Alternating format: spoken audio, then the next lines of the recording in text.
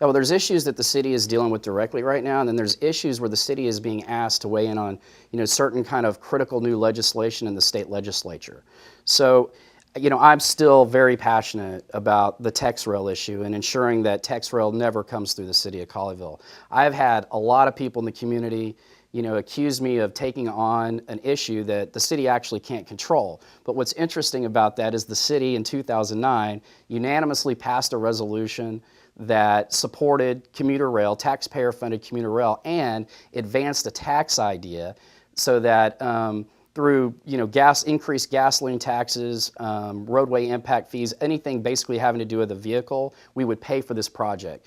What most people don't understand about TexRail is we are talking about 50+ diesel trains, not light rail, a day coming through Colleyville at 70 miles an hour, right along our primary pathway system. And the other dirty secret about TexRail is it doesn't solve a traffic problem. Their own environmental study, their own, straight out of their data, says that it will not relieve any traffic congestion in the Metroplex, and it solves no environmental problem because it's heavy diesel rail. So what I want people in Colleyville to understand is that the city does have an active role in dealing with this issue. When it's not good for Colleyville, we should not be forced to have to accommodate outside interests like Fort Worth and the Fort Worth Transportation Authority simply to advance their economic development. And that's what this project is. It's terrible for our city, and I need more support on City Council to actually use every possible tactic that we can politically, and not just politically but legally, to kill this project.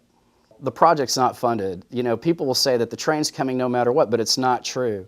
President Obama allocated $100 million in his 2016 budget for TexRail. He's a big fan of this project. There's still $350 million short on the federal funding side.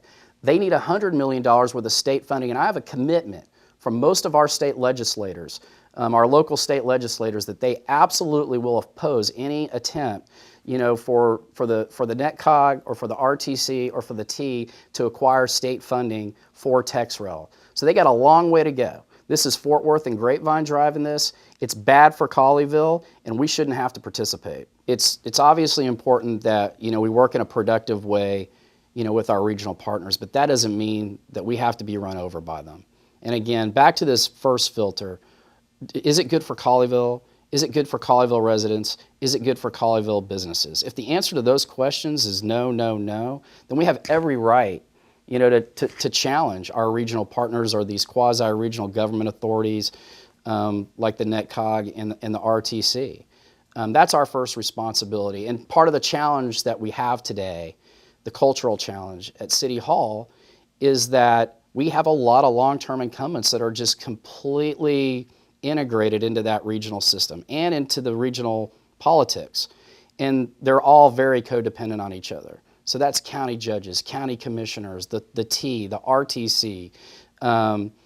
Those relationships are far too cozy. And I fundamentally believe that we are abandoning our responsibility to the people that live here because we're abdicating that responsibility to other cities and other interests.